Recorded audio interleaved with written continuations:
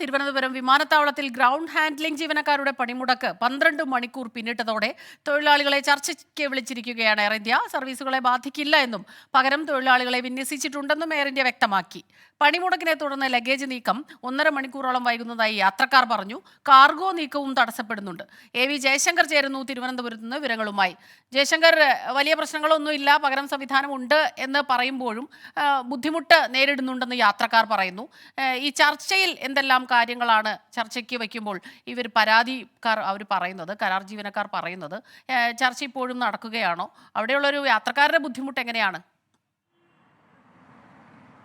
അതായത് 12 മണിക്കൂർ പിന്നിട്ടു സംയുക്ത തൊഴിലാളി യൂണിയനുകളുടെ സമരം ആരംഭിച്ചിട്ട്. ഈ സമരം നിരവധി ചർച്ചകൾക്ക് ശേഷം മാനേജ്മെൻറ്റ് അംഗീകരിക്കാത്തതിന് പിന്നാലെയാണ് അനിശ്ചിതകാല സമരവുമായി തൊഴിലാളികൾ രംഗത്തെത്തിയത്.